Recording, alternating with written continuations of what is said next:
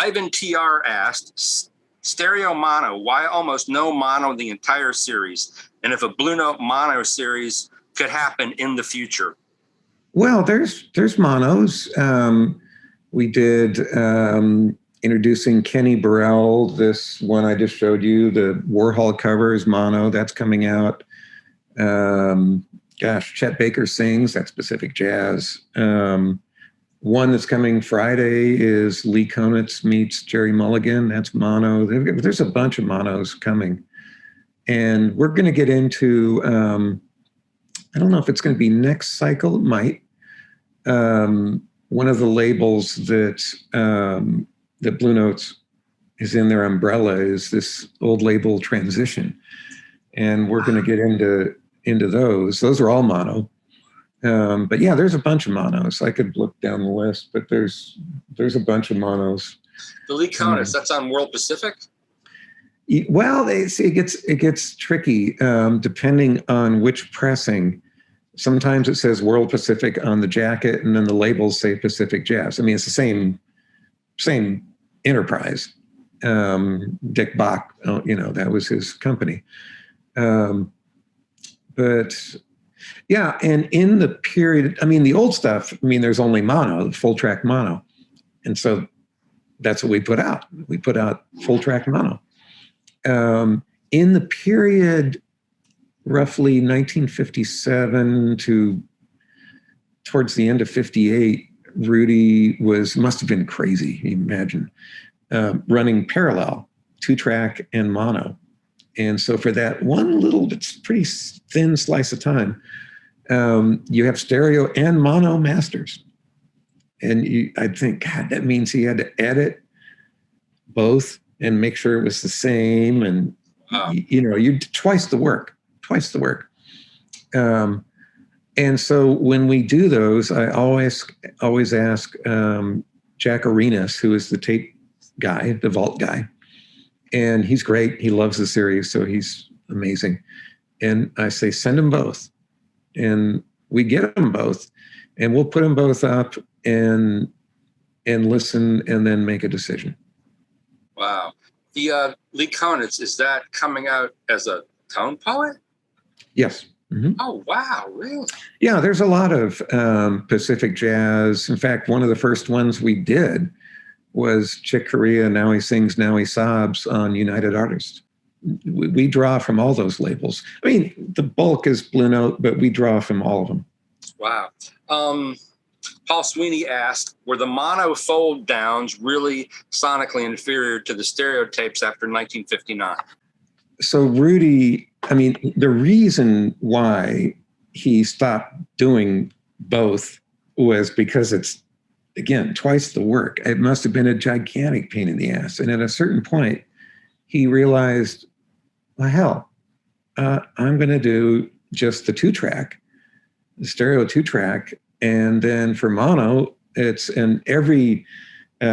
see on these master tape boxes, you always see the same note at the bottom. It's Alfred's handwriting. Mo Master made 50-50 from stereo. And so, they would fold the stereo and there was your mono master. And you'll see on these tapes, but all of them, they say that, all of them. From once he stopped doing full track monos, they're just stereo masters. And then for the mono, they fold it. So you were opening boxes that were closed by Rudy Van Gelder, I guess, originally. Absolutely, yeah. And did he always roll them all the way back, spool them all the way back? And do you have to bake the tapes or do anything like that?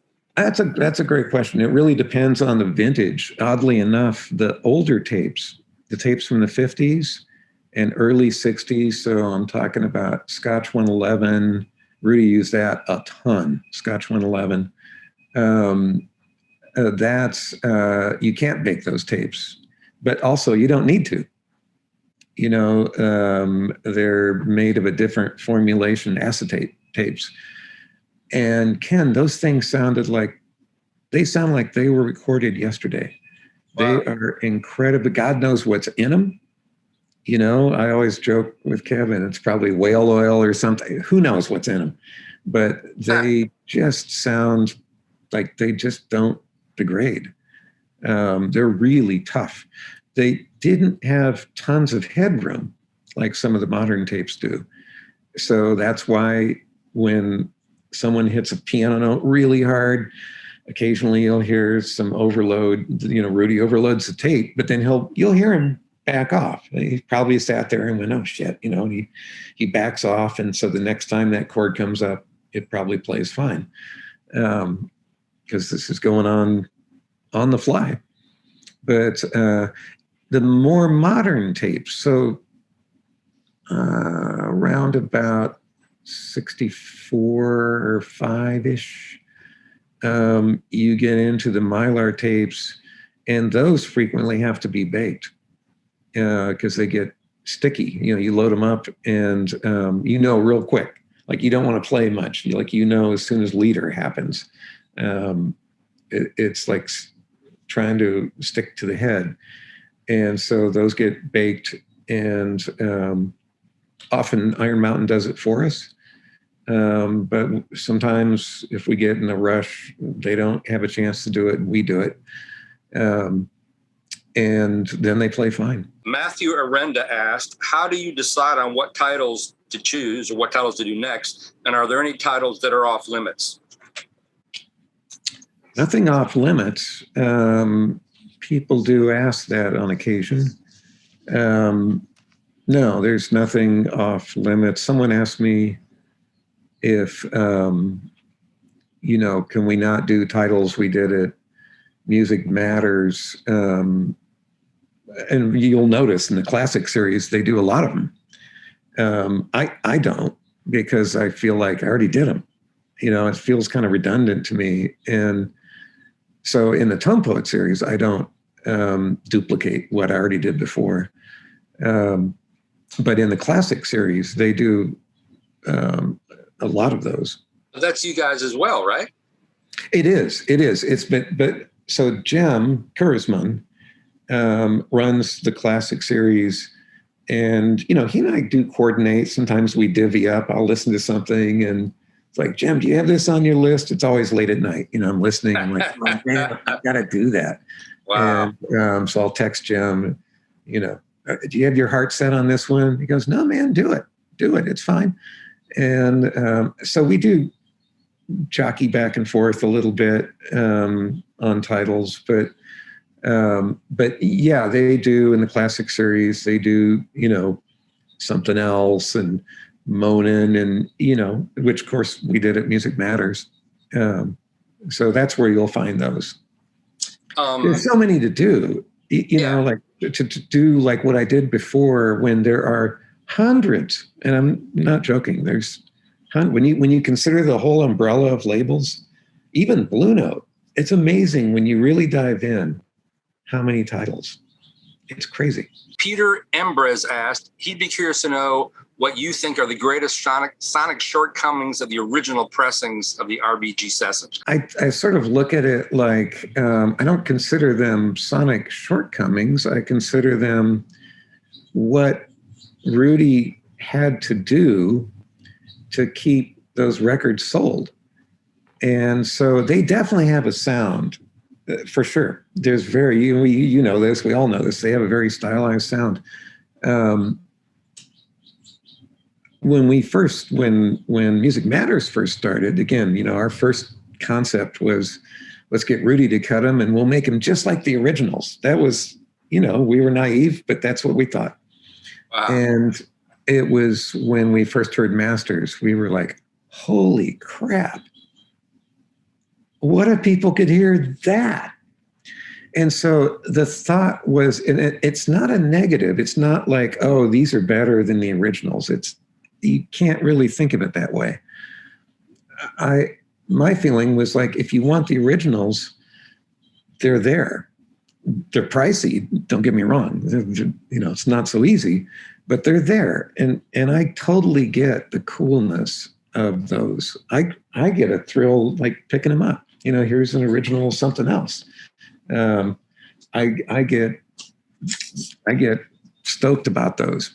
Soul Stern, Benny Green. Right on. The present.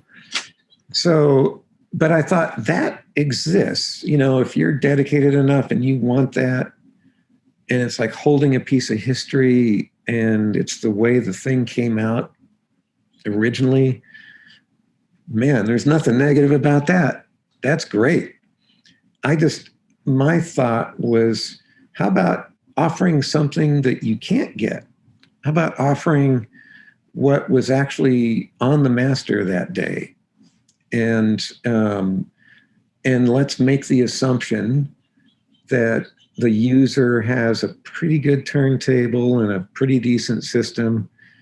And so, yeah, will it be as easy to track as an OG?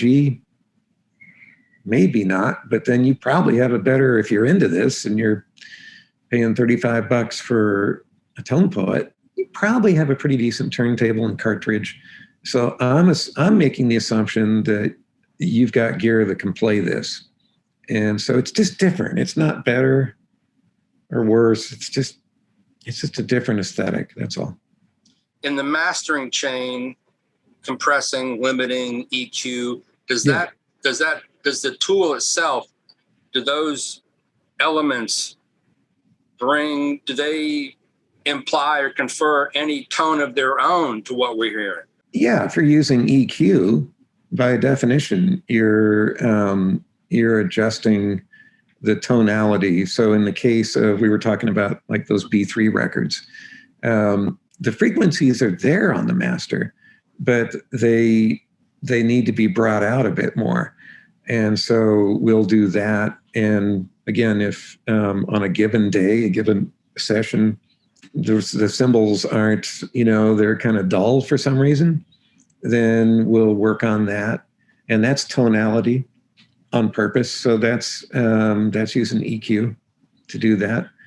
It really, each session presents its own issues. But I will say on the Rudy tapes, and to a pretty large degree on the Dick Bach tapes for Pacific, you don't have to do much. It's little subtle shades here and there. And there are times where you don't have to do a damn thing except match levels track to track. Is it a multi-band EQ of some sort? Mm-hmm. Okay. Yeah, the brand is Sontec, but that'll be, which is a very that's used in a lot of mastering studios. But that's misleading because Kevin, as he does, has altered everything in there. Right. So the knobs and everything look like a Sontec, but the circuitry and parts he's been dealing with, he's adjusted. Wow. Wayne Wickard, a good friend of mine, asked what the next dozen unannounced titles. I don't want to get into like stuff that you won't see for a year, because right. That just, then it just, it's like, when's it coming? Right. But it's a Joe Pass on Pacific. That's really a great record called Django. Wow. Stanley Turrentine, Rough and Tumble. Sunny Red, Out of the Blue, which came out amazing. Grant Green, the Latin bit. Here's a couple that weren't originally released, but they were on the Cascuna's LT series. Great. So Jackie McLean, Tipping the Scales, which, when I first played it with what I have, I was like, love the music. It's kind of, sound isn't so great. When we put up the master tape, it's like, okay, forget that, man. The sound is amazing. Wow. Hank Mobley, Curtain Call, which is it's one from the 50s. It's really good. Freddie Hubbard, Breaking Point, which has not been reissued. It probably has been in digital form, but great Gerald Wilson record, Moment of Truth on Pacific Jazz. Really cool. It's nice. Anthony Wilson, his son, great guitar player. He came because, he's in LA, and we put that up, and it was pretty emotional. His dad is obviously gone. He's been gone for a few years. And, you put that up, and it's it's like, there's the band in front of you. There's Gerald. And yeah, it was really quite a moving experience for him. And for all of us, actually. Okay, well, here's one. I hope I don't get in trouble, but what the hell? We've already mastered it, and I have a test pressing, and it sounds ridiculous. It's called Mr. Natural. And so it's Stanley Turrentine and Elvin Jones and McCoy Tyner. And it's badass, man. It's so badass. Great. Like, Elvin sets up Stanley in this whole different way that is just incredible. That one's going to surprise some people, I think. Eric Schuster asked, what, if any, remastering issues arise when working with sessions from Hammond B3 artists such as Big John Patton or Larry Young, or the original Jimmy Smith? Basically, the B3 pedals, that they don't speak with a lot of potency on many originals. You do get mid bass, but you don't feel the pedals so much. So that's really the main thing. And why do you prefer RTI over Optimal? Optimal is a great plant. Yeah, I mean, I QC the classic titles that are pressed at Optimal. Optimal does a great job. But my favorite plant, I mean, to address the point, my favorite plant around is RTI.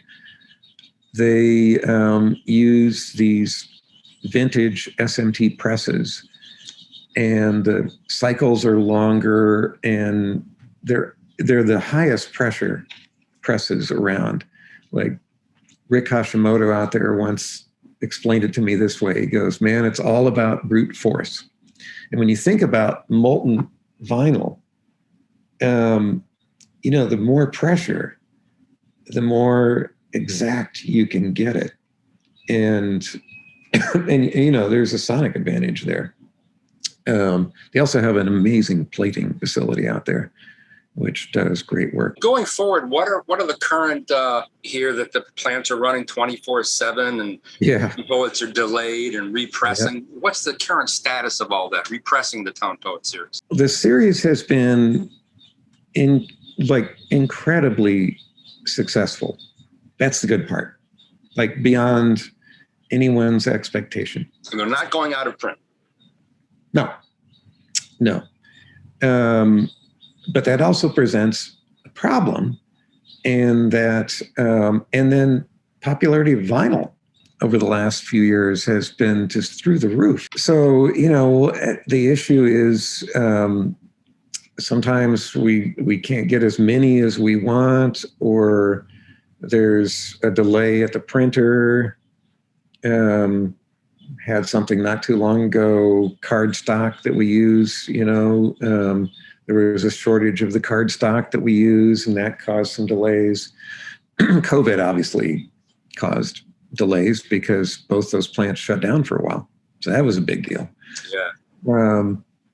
But basically, capacity is, and so that can lead to, you set a release date, and then all of a sudden it's like, oh man, the jackets are going to be late. So now we got to move the release date because RTI needs time to do the work.